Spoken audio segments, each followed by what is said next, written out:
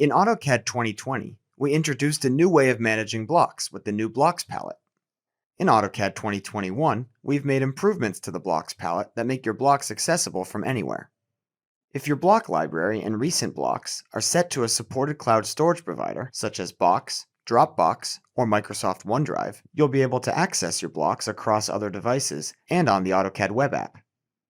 In this drawing, we'll insert a fixture to this office remodel. In the updated palette, you can find, preview, and insert blocks.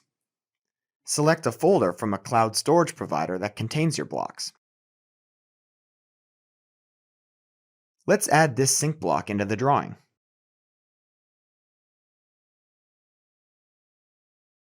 Let's say later on you're away from your computer and you realize you need to insert a different sync. Even though you don't have access to AutoCAD, you can use the AutoCAD Web App from any browser. Just go to web.autocad.com. And since your blocks library is saved on the cloud, you have access to the same block library and recent blocks list from desktop. Let's fix the syncs. First, delete the existing sync. Then, on the Blocks tab, use the block library to add the new sync block into the drawing, just as you would have on desktop.